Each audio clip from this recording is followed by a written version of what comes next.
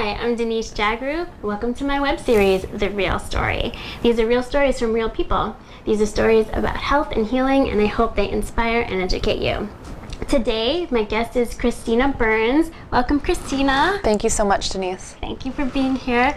Christina is a doctor of Chinese medicine and an acupuncturist, and we are going to be talking about her journey and a little bit about acupuncture and what she specializes in. And I'm not going to lie, I'm not a fan of needles, and I know this is not what you do, but anytime I go to get my blood taken, they always say, like, I have squirmy veins, and I have veins that disappear, and they always, like, have to poke me a bunch of times to get in. I always end up with black and blues and swelling and all kinds of nonsense.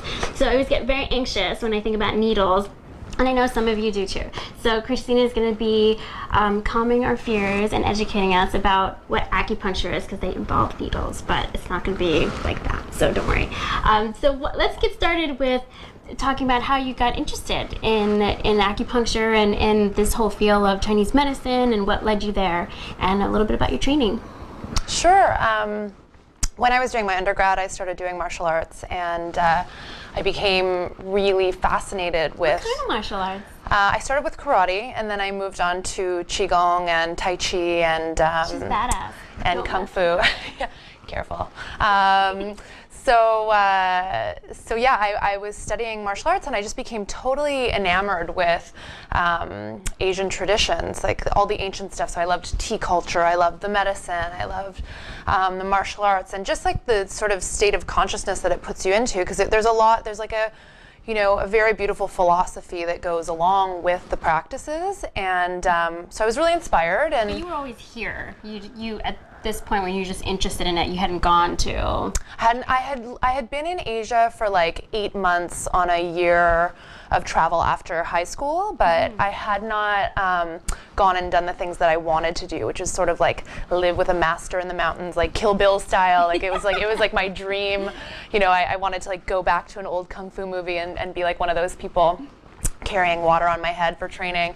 But anyway, so when following my teachers, I became more fascinated. A couple of them were doctors of Chinese medicine, and I just was so in awe of what they could do for people with this medicine, and just this what is like super traditional, like old school. Old school, yeah, and the fact that they could actually change a person's physiology with the placement of little needles was really amazing to me, and obviously the herbs and medicine too. So I decided to go for it myself, since I was already sort of bathed and in love with traditional Chinese stuff. I just thought I'd get a little deeper into it. So I signed up for a 5-year doctoral program in Chinese medicine, and oh my God, it was a challenging journey, but such an amazing one. Yeah. So I didn't realize that it encompasses so much. It's the herbs and it's the needles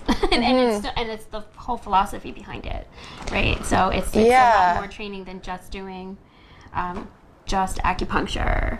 Yeah, well, I mean, there's a whole philosophy behind it. So it's based in Taoist philosophy, which is really about our connection to the earth and the changes in the seasons and our interconnectedness as human beings, and how that influences how we influence each other, kind of thing. So that was really fascinating, because it gave you some principles of like how to live and conduct your life in the most healthful and conscious manner. So it's sort of like a philosophy for life, which I found really interesting. A doctorate in Chinese medicine versus, say, an acupuncture degree is quite different. In a doctorate of Chinese medicine, it's obviously longer schooling, but you become an herbalist as well as an acupuncturist, as well as understanding and doing nutrition and massage and cupping, and so yeah, under the umbrella of a Chinese medicine doctor, there are a few therapies encompassed. It's just one of the most dominant ones is acupuncture, because it's so popular and has becoming more mainstream and more popular. What do you say to people who think it's like Eastern medicine and it's all hokey because it's about energy and all that stuff? What do you say to somebody? So I would say that I totally understand where they would be coming from and thinking that it is a hokey thing, because you see it in a lot of new agey kind of crunchy type publications and circles, and sometimes the way that it's portrayed is not in the most professional of manners. And I would say if you were to look at the research that has come out, even over the last 20 years, there are tons of clinical studies and academic journals on the effectiveness. So you can see when you insert the needle into certain parts of the body that different parts of the brain innervate. So there actually is a scientific basis for it. It's just that because it's described so differently, like through the lens of an Eastern philosophy, it's really hard for a Western person to grasp it. I totally get that. But once you start getting pieces of it, you realize how useful it is to your life overall. So if someone comes into your office the first time and they've agreed to do it, and how would you explain what the needles are actually doing, or what is acupuncture? I know it's all about balance, right? So how would you describe what's happening when you're putting in the needles? Sure. So what I would probably say is that where the needles are placed along certain pathways in the body where nerves travel. And the stimulus of putting the needle into specific acupuncture points will send a message back to the brain.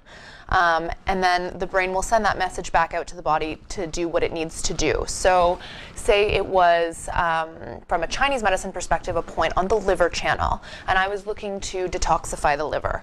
I would put a point there to detoxify the liver. It would send a message to the brain, and then the message would go back out to the liver and have a stimulating and detoxifying effect on it. Same thing could be done for, say, the ovaries. If I wanted to stimulate ovarian function, then I would put in points corresponding to the ovaries, sending a signal to the brain, innervating that part of the brain, sending the feedback back to the body where it needs to go. So it's neurological. Yeah. Oh, It I is. didn't know about that. I didn't realize that. I thought it was all about balancing your chi and meridian lines and stuff like that. But I didn't realize it was a neurological effect. It's almost like an e-stim, but with tactile. Oh yeah. Well, the cool thing is that you can measure the physiological effects. Like I was saying, you can see different parts of the brain innervate with different points stimulated. And when you talk about chi, for example, chi is an energy that moves through the body. Where does energy come from? Energy comes from food. Energy comes from oxygen as we breathe it. Energy comes from your adrenal glands that give you your fight or flight response. So you have different sources of energy or chi. It's just really a different way of explaining it. So Chinese medicine says the same things. It's just a totally different way of describing it. Yeah. Oh, that's interesting. I never thought about that. And what would you say to someone who's really scared of needles? I would say What's that the pain level on this? I always see people with lots of needles, and then when I see pictures of acupuncture, I'm I can't even take one. I was passed out one, so I'm very nervous about it. So what would you say? So what I would say to that is that I completely get it, because I find the thought of the actual syringe needles to be completely terrifying. Taking blood, I almost pass out. I have to turn my head. But the acupuncture needles are tiny. They really are paper thin, really small, and you don't actually feel it. Not even a pinprick? I mean, maybe the occasional needle, but really not. Most of my patients are this is I don't feel anything. And they say that's the way they describe it to their friends who are also terrified. They're how do you go to acupuncture? And my patients just say to them, it's really you don't feel it. You just kind of lie there and relax. It's like a nap. I call it an acu-nap. It's quite relaxing, yeah. And you do something else called Moxibustion, right? Can you talk a little bit about that? Moxa is a really cool therapy. So Moxibustion is a type of sage called mugwort sage, and it's used therapeutically in Chinese medicine for different purposes. For example, if you have a sore tendon or muscle that's been kind of sticky, it's not really healing, applying Moxibustion, it's an herb that you light, sort of if you were it sort of looks like a cigar, which sounds funny, but you would light this and you would have it warm the area, and that can generally disperse a lot of the pain by really strongly invigorating the blood circulation and reducing inflammation. In my practice, I use it more from a fertility standpoint because it happens to be excellent at innervating the ovaries. And in lots of women struggling with infertility, it's just, I look at it as not that they're infertile, just slightly subfertile, and their ovaries just need a little bit of waking up. So it's touching the skin and it's lit up, or it's not, or it's just warming the area? Well, there are different ways of doing it. You can do it where it's directly on the skin. That's called direct Moxa. And that takes a little bit more skill because the practitioner has to be like picking it up before it burns the person. Or there's the kind of Moxa that you can easily do at home, which I instruct patients to be able to do, where it's the stick, sort of like a cigar. You could also put balls of it on the top of needles and burn it that way. So there are a few different applications depending on what the patient is presenting with. And speaking of fertility, that's what you specialize in, right? Women's health? Right. So can you talk a little bit about that? I know that you were saying just now, like to wake, like what you do helps to wake the ovaries up a little bit. So how do you help women who come to you?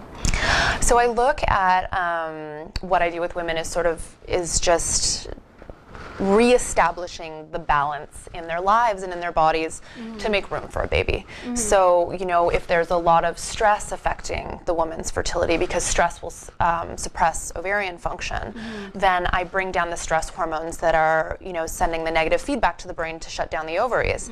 I bring blood circulation to the ovaries. I help with hormonal balance. I help to, if a woman's not ovulating, for example, I can stimulate her ovulation. There are really various pretty amazing applications for acupuncture in terms of improving reproductive health. And then on top of that, I do nutritional and lifestyle counseling to be able to partner with people in their journey, because if you do the work too, then it goes a lot faster. So the acupuncture in combination with the nutrition and herbs and all of that.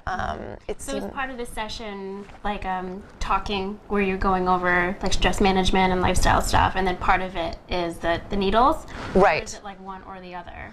No, I'm sure that every practitioner is going to have a different approach. My particular approach is a lot of education and coaching to make sure that my patients have a grasp on what they can do at home for themselves. Because actually I really do think that it matters a lot how somebody's conducting their lives from day to day in terms of the influence that it will have on reproductive health and your fertility. So my sessions are structured that in the first half hour to hour we talk through what are you eating, what could be better to include or to avoid, what types of exercise are best for fertility or which ones to avoid in that department, stress management techniques, just sort of going over anything in one's life that would be influencing their fertility. And then the second part of the session is the acupuncture. So after we chat through everything, I make sure they feel as though they have their questions answered and everybody's comfortable, and then it's time to have a nap, essentially.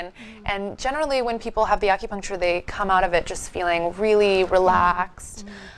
It stimulates a lot of your natural endorphins, so you just feel kind of cruisy when you walk out of there. Yeah, I've had a lot of patients get it done and they love it. They always say they feel fantastic when they come out and they love their acupuncturist. So in terms of nutrition, do you try to gear people towards more of a plant-based diet or more balanced with meats and different proteins as well? I definitely include proteins, but I cater it to where the person's at. If they're a vegan, I'm going to help them. I'm going to help them design their menu accordingly. However, I do generally include animal-based proteins, but with a very clean diet. So I generally recommend taking out allergen foods such as dairy, heavy doses of caffeine, alcohol, gluten, and then with that I recommend a diet higher in, say, green vegetables because of all the minerals and the detoxifying effect on the liver. And so there are also different foods that will help stimulate follicular production, so the production in the eggs, and then there will be other foods that are better for supporting the progesterone and supporting the pregnancy. So it really depends on the person. It depends on what's palatable to them, and then I cater it accordingly. Right, so it's not like this one standard protocol that you're like, eat this, follow this, right? It's like you're really catering it to the person. And Right. Everybody's going to have their own needs. And I have some people that come to me and they're like, Christina, I hate meat, or, yeah, exactly. I can't do this, or please don't make me, or, so I do my best to accommodate. If it's something that I really believe is going to be detrimental to their progress, then I will definitely vocalize that. But I generally try to make it easy enough for people to follow. Okay. Okay, good. So I always hear people going to acupuncture, seeing doctors of Chinese medicine for everything. Like, there isn't anything I've heard that you guys can't fix. So is there anything that you would refer out for that you feel that you wouldn't be able to tackle, or is like acupuncture and Chinese medicine good for everything? I do firmly believe that it's good for everything. Now, do I believe that it can cure everything? No. So my approach is an integrative approach, where I like to partner with other healthcare providers, other practitioners, to help the patient get the best of all worlds of medicine. So, for example, if I have a woman with blocked fallopian tubes because of scar tissue, no matter how much I do with the acupuncture, it's likely not going to unblock the tubes. So, partnering with a reproductive endocrinologist in an IVF center to help her go through that, and then increase her chances through that approach is what I would what I would find probably a better approach. So it really is case dependent. I do think for, say, endometriosis or fibroids or any kind of masses that a woman would have, that or scar tissue, that acupuncture, unless it's very mild scar tissue, is probably not going to cure that. But I would help them with the inflammation. Doing the diet to bring down the inflammation, doing the acupuncture to bring down the pain and inflammation. But it's more of like an ongoing treatment to assist them rather than a cure. And can you give one example of how you would use an herb or something that would be familiar to the audience, to like fix something or cure something or treat something? Sure, yeah. Like a specific herb? Okay, so there is an herb that's very familiar to a lot of people called chasteberry or vitex, and it's a fantastic herb for balancing progesterone in the second phase of the cycle. So after ovulation, we're looking at getting optimal levels of progesterone to be able to maintain a pregnancy. And sometimes when that's out of whack, you get terrible PMS, a woman has frequent miscarriages. There are things that would require some attention or some nourishment.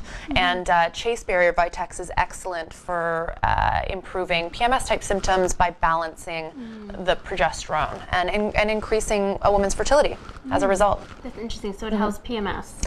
It helps PMS, yeah. And for women, this is another useful tidbit. It's a perfect herb for a woman coming off birth control, to reestablish her cycles and really wake her ovaries up and enhance her fertility. Ah, good to know. Good to know. It's good to know for a PMS too. That's great. And can you give us a good monk story? Ooh. Spend time with monks in China? Right. And in India too, yeah. So I have always loved everything spiritual and holy.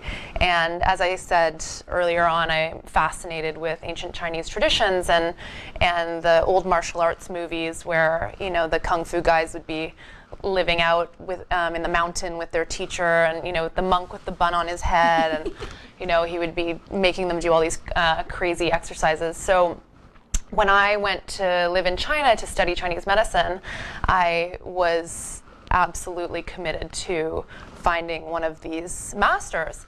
And everybody said, oh, that doesn't exist anymore. And I was like, no, it's got to exist. So I literally went on what I call a walkabout around China to the different mountains, because each mountain in China is either like a Taoist or Buddhist mountain. So they're all considered holy mountains, and on the mountains there are monasteries with monks who live there. And so I would go visit these mountains, and I was lucky enough through a series of serendipitous events to by be yourself? By myself. Yeah, by myself. That's an adventure for you. Yeah, the Chinese people are like, you, one person? Good. Yeah. You come back. No GPS there, I'm guessing. No GPS. No, I would literally just be walking around these mountains with my backpack. So brave. And so awesome. it was an amazing journey, and I must say the hospitality in China is incredible. Like, those people are so welcoming, and I felt so lucky. But anyway, so through a series of serendipitous events and me climbing all over these mountains, I was invited to live in various monasteries and study under the masters there, and it literally was like in the old movies. So I had, my wish granted, and it was a great chapter of my life. And they just welcomed you into the monastery? Yeah, they did. Yeah. Wild. Yeah. You just knock on the door and you're like, can I come in and learn? Well, I remember just like along the mountain you'll see monasteries, and you can stop to rest. Like, you get kind of tired from climbing, and I remember taking a rest, and the monk was curious about me and said, "What are you doing?" And I'm like, "Oh, well, I'm sort of like looking for a master to a certain extent." I know it sounds crazy. With the Taoists, there's always this belief in like fate and destiny, and you arriving at the place where you're supposed to be. And there was very much that kind of energy in my journey there, and more than once that said monk, whoever I ran into, was like, "Oh yes, welcome back. Please stay and study with us for as long as you want." They're incredibly generous, because it's not like, monks have a lot of money to support anybody, but we would wildcraft food from the mountain a lot of the time, and the herbs, and we would spend the days doing meditation or qigong or tai chi, learning about herbs and acupuncture. So it was a really cool experience. My Mandarin never got amazing, but it was good enough How to did you communicate? Mandarin. I mean, they don't speak English on the mountain, so so it was it was a great experience. And That's wild. That's a crazy story. So when you're just walking around China in the mountains, check out like a monastery if you feel like that's amazing. That's amazing. You would be surprised at how accessible it is, though. Like, I mean, if you do go on one of these what I call walkabouts, you likely will meet monks, and I'm sure that there are some monasteries where they're actually like they advertise that you can study there. That's not one of the ones that I was at. I was in one of the more remote kind of ones where it just so happened that I happened upon it. But yeah, I think that it's an experience that if you're interested in that kind of stuff, that it would be cool to have. Well, I hope you've inspired some people to go out there and do this. Is amazing. That is amazing. I'm sure people are looking for that journey too, and that kind of adventure, and that kind of like spiritual journey. So hopefully you've inspired some people in the audience. So how can people find you? They're looking for your services. I can be found through my website, www.geneseed.net, GENESEED.net. I run a clinic on the Upper East Side in Manhattan, and I also book phone and Skype consults for people that are not in New York City. Wonderful. Well, I'll be putting all that information at the bottom of the screen so you can reach Christina. And thank you so much for being here and sharing all that amazing information and all that info about your adventures and your travels and your journey. And if you have any questions, you could reach out to Christina. You can reach out to me. I'll put up my information on the screen, and check out my website, subscribe to my channel, and join us next week when we'll have more real stories about health and healing. Thank you so much for joining us this week and sharing your stories. Thank you so much. It was a lot of fun. All right. Thanks for tuning in. I'll see you next week. Thanks so much. Bye.